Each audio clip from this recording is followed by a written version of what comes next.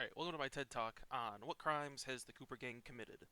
And as you will see, it is actually a very short list of three things: assault and battery, breaking and entering, and theft. But there is one more, and that is just blatant murder.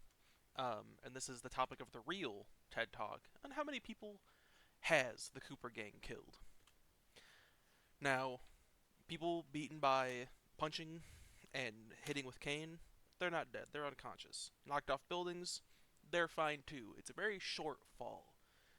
However, if you blow them up with a bomb, they will be considered killed. Um, and then we will be following the world record speed run for counting deaths for these missions. Just, for the most optimal, least number of people killed. Now, starting with Sly 1, first area of the game, your intro mission, no casualties. The first area can be completely skipped. So there's no maybes on any cases here. World 2 mugshot, also completely skipped in speedruns. You beat him up, the bad guy gets arrested. Now, Ms. Ruby's area, the actual only area you have to play in Sly 1, um, there's three debatables, but I'm not counting them because they're not as what you would call people in the Sly Cooper universe. You can see this very shitty PNG. They're just like fish. Some chickens and roosters. These roosters are, in fact, killing themselves, so you're not doing anything to them. And there's ghosts, and everyone knows ghosts aren't people. Panda King's area can be completely skipped. And then the final area with Clockwork, you're killing creatures and robots. Nothing else here. So, surprisingly, Sly 1, no casualties if following the speedrun. However, Sly 2, things get a lot more graphic. Um, like I said here, when it comes to Bentley, minimum number of enemies required to fight to just completely minimize the casualties. The first mission, or first chapter, you do have to just throw five people into a water pump, and the water pump does then explode. So that's five there. Then you have one mission with Bentley and bombs, but you don't have to kill anyone in that one.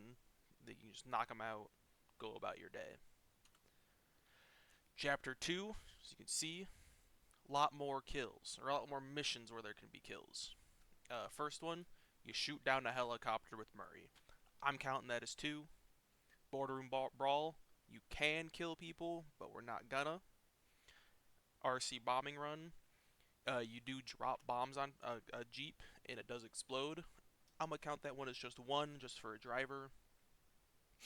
And then in the final mission, you bomb 21 people um, to protect Murray. So that's one right there where you're killing 21 guys. Mission 3, more Bentley killing guys. He's in a helicopter. He shoots down a total of 4 in the record speed run. Which I'm going to count 2 people for the pilots, or for the helicopters, a pilot, and a gunner. So there's 8. And then in Spice Grinder Destruction, you blow up 2 guys. Like, they just get caught in an explosion. They're done. Jailbreak, you do bomb 7 guys. As Bentley. Bentley's just doing a lot of the murder here. He's just bombing people left and right. Um, and then the other mission, Big House Brawl, you gotta beat up 50 guys. It's very easy for you to just kill them to make it go faster, but like I said, for the sake of minimizing casualties, you just beat the bricks off them. However, this is where the kill count really shoots up, is the next chapter, where you have to fill up a bad juju bomb as Bentley, and so you gotta defeat guards uh, to do this. And when I say defeat, I mean kill them in medieval torture traps or booby traps. You shoot them with swords and spikes. You catch them on fire. You crush them with giant boulders. Like, there's no, like, oh, well, maybe they survived. No, you kill 114 people. Um, in Tank Showdown with Murray, you're driving a tank and you gotta blow up 6 other ones. Looking up average tank crew size, it was 3 or 4. I went with 3. Just like I said, minimize. So that whops up a total of 18 more. And then lastly, the final mission, Operation High Road.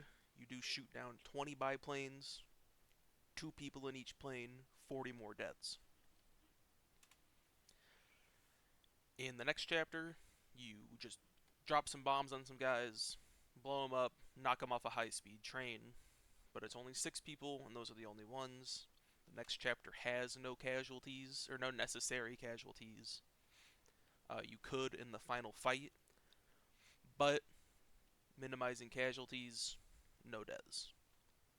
And then the last mission, you do take down this giant aircraft, but considering you land in Paris and all the enemies have some sort of robotic thrusting, jetpacks or whatever, I'm gonna assume everyone lands okay, no casualties.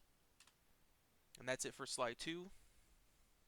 Most of these deaths come from a Tangled Web chapter, leading in a total of 221 deaths over the course of just Sly 2. Um, but going into Sly 3, the kills become a lot more blatant, and it's like, oh, maybe, these bombs, they have that green hue, so maybe they're knockout bombs, maybe they're not bad. But with Sly 3, they're way more blatant.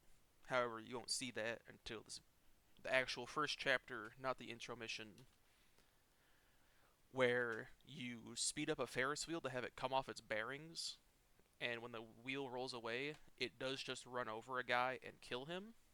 And there's also a Bomb and Run, where you go to blow up some anchors for blimps, and the first one just does blow 2 guys up. Like they just get blown up.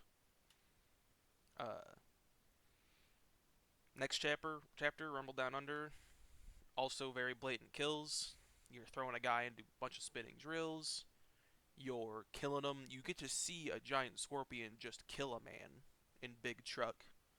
Hungry Croc, you're feeding 9 guards to a crocodile, which causes him to wander off and eat one more guard. And not like like they get eaten. There's no coming back. And then in the claw, you do use a giant claw to throw guards into electric fences and drop explosive barrels and stuff on them, causing 38 more deaths. This is where, much like Tangled Web chapter, Flight of Fancy is where this kill count gets bigger, but not as much. It's not going to skyrocket like last time. That's not until a couple chapters down the line. Excuse me. Uh, in Cooper Hangar Defense, 73 guards killed via traps. It's similar to the Tangled Web one, where you're using dropping spike walls and lasers and fire and electricity to kill 73.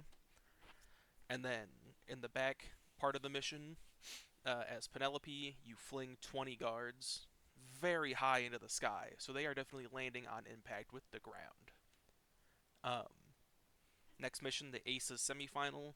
You blow up 25 planes. There's 2 people in each plane. You can very easily see the 2 people in each plane. There's 50 more deaths. And then the last mission, Giant Wolf Massacre. If you couldn't tell by the name, you use a giant wolf to massacre 15 people. Next chapter, Coal Alliance. 11 guards get used as a walkway, who then subsequently fall to their deaths after you've done walking all over them. Um, it's pretty cut and dry. You fall really far, you're gonna die. Especially into the bottomless pits of ice water you walk over. Now, this is the mission. This is the chapter where the kill count doubles in size. Almost doubles in size. The very first mission of this chapter, you drop an anchor on a guy, he dies. Then, you go into Jolly Boat Destruction, where you blow up 6 boats, each with 1 person on board, so there's 6 more.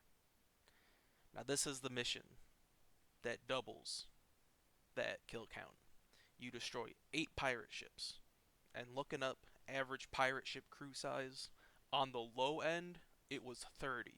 But on the high end, it was in like 150. Like I said before, with minimizing the kill count, I went with the 30. That's still a total of 240 people dead, done, cooked, fried. quite literally sleeping with the fishes. Um, and then the final mission, the final act of that chapter, you knock the big villain into the water, he gets eaten by sharks. You could debate it, but you are the one that caused him to fall into the water to get devoured. I'm counting that one up for the gang. And then lastly, the final chapter of the trilogy. You don't kill anybody. The big bad villain does die, but not at your hands. If anything, it's at his own hands. So I'm not counting that one. So after all three games, after you've completed the trilogy, I'm not going to talk about the fourth one, Thieves in Time, because that one's already not a great game, but also not part of the Sucker Punch game. Sucker Punch didn't make that game. Um, but after the core trilogy, 691 people have died at the hands of the Cooper Gang. Now, I went into this thinking like, oh, maybe the the crimes they've committed are canceled out by all the villains they've stopped during their time, because everybody you fight in the chapter is some sort of gang leader, some sort of terrorizer, horrible person in their own right.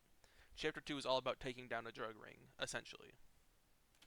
But after looking at the total of killing 691 people, they definitely should be in jail. I think Carmelita's right on this one.